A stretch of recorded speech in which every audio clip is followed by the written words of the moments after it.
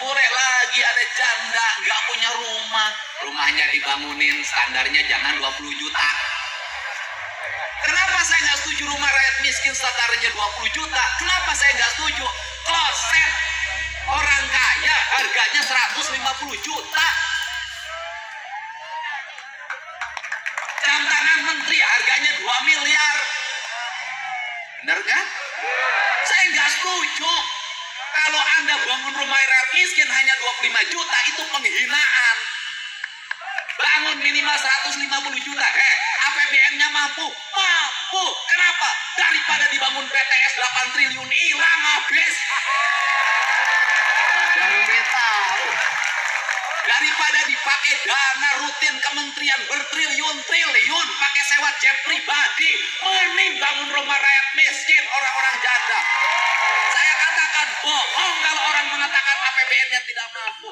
Bohong saya katakan orang APBN-nya tidak mampu. APBN, APBD provinsi, APBD kabupaten digabung, selesai urusan kemiskinan. Boleh hitung dengan saya dan APBN-nya.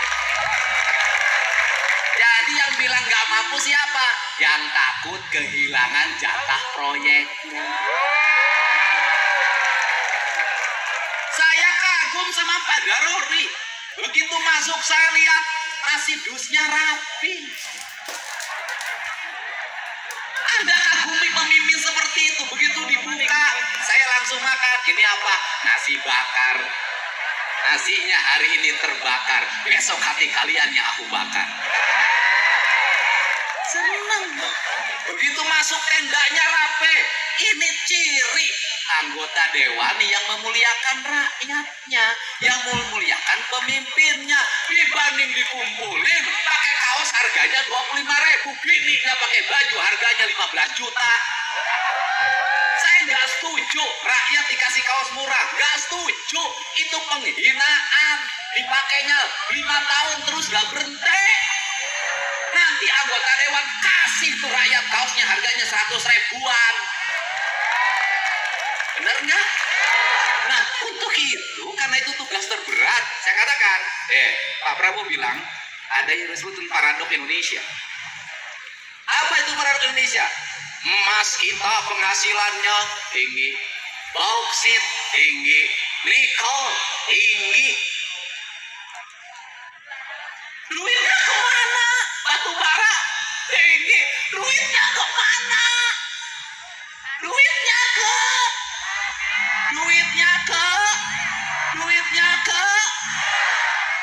di tempat nikelnya, infrastrukturnya banyak yang hancur. Di tempat batu baranya miskinnya banyak. Yang menikmati hanya beberapa orang. Ke depan yang harus mengendalikan siapa?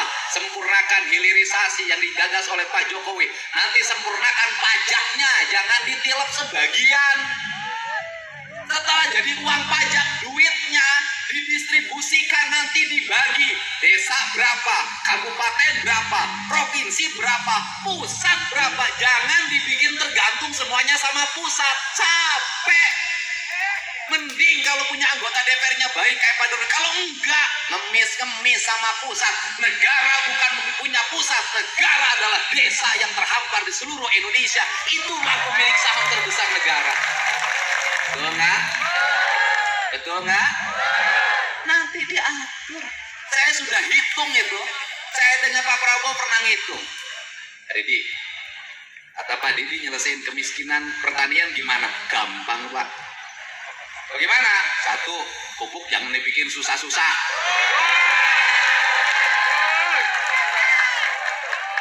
Ya jangan dibikin susah-susah. Bikin pupuk susah banget. Aturannya banyak banget. Bikin yang sebanyak-banyaknya, negara rugi. Nggak apa-apa, asal petani untung.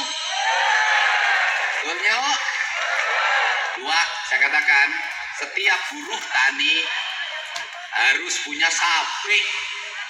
Bantuan sapinya jangan kayak kemarin-kemarin, Pak, dari Kementan, kurus-kurus, tua-tua, nggak mau hamil lagi.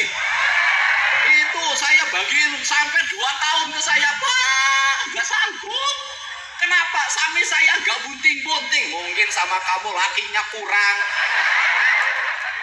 kasih dong sapi yang unggulan, yang bibitnya gede. Kalau bisa yang dibagiin yang sudah bunting, di IB dulu sama kementerian, baru dibagiin. Betul nggak? Satu petani dengan sebagai buruh tani atau luasan di bawah 1/4 hektar kasih 5 ekor. Setelah itu kasih dana pendampingan, PPL-nya arahin, itu kotoran sapi jadi pupuk organik. Puterin begitu. Kemudian apalagi jamin kesehatannya, kalau sakit nggak usah susah.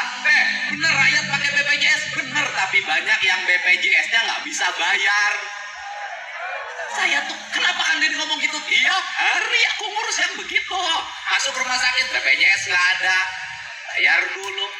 Masuk rumah sakit, di rumah sakitnya nggak bisa nungguin. Kenapa? Berhenti kerja ngebecanya. Bener nggak? Nah, jadi gratisin itu pelayanan kesehatan. Yang berikutnya apa lagi? Bangun rumah sakit, jangan numpuk satu tempat. Ya, kabupaten harus punya rumah sakit rujukan. Nggak usah operasi ke pusat kota, cukup di kabupaten. Turunin dokter-dokter terbaik di situ. Kemudian siapkan subsidi untuk apa? Kalau orang sakit, keluarganya harus disubsidi. Kenapa Kang Deddy ngomong gitu? Suaminya sakit, bininya nungguin. Yang nyari duit siapa? Saya ngalamin, saya pernah punya kebijakan. Kalau keluarganya sakit, yang nungguinnya saya kasih uang saku 100.000 per hari. Bisa negara? Bisa. Bisa nggak? Bisa.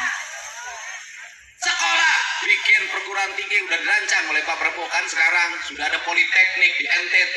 Nanti terus begitu.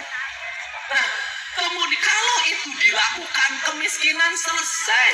Orang miskin karena sakit, rumah sakitnya mahal. Benar gak? Orang kaya penghasilan 20 juta kena cuci darah jadi miskin. Benar gak? Benar gak? Ini problem. Terus kemudian infrastrukturnya benerin yang berkualitas di desa-desa. Jangan jalan dibangun sekarang, besok sudah rusak lagi. Bangun irigasi yang bener, jangan bilang 60 cm, dibangunnya 30 cm. Diakal-akalin. Ini benerin semua. Terus yang berikutnya, negara tegas. Termasuk yang di bawah umur jangan pakai motor. Saya sampai ngurus begitu, saya jadi bupati ngurus begitu, bikin aturan tidak boleh pakai motor ke sekolah. Kenapa? Di bawah umur pakai motor merusak hidupnya. Dia tiap hari kerjanya main HP sama motor-motoran, ibunya sampai hitam legam di sawah begini, rusak generasi. Apalagi? Nah, bikin aturan, ini Jawa Barat. Aturannya apa? Mereka yang hajatan boleh hajatan kalau punya uang. Yang nggak punya uang nggak boleh hiburan, udah numpeng aja. Kenapa? Di Jawa Barat banyak yang kawinan pinjem Bang Emok. Beres Bang Emok, utang sampai pergi ke Arab. Ini negara ngatur, kepala desanya ngatur, semua ngatur seperti itu. Pusat dan daerahnya ngatur, rakyatnya dijamin, diatur tapi dijamin. Sekali lagi apa? Diatur tapi jangan suka ngatur kalau tidak menjamin. Begitu. Orang yang ngatur harus menjamin. Ini tugas negara mengatur dan menjamin. Tugas rakyat diatur dan mendapat jamin. Ya, ini saja apa yang saya sampaikan. Saya panjang dan pendek ngomongnya, pulangnya nggak akan ditransfer. Ongkos sendiri. Alhamdulillah. Tepuk tangan.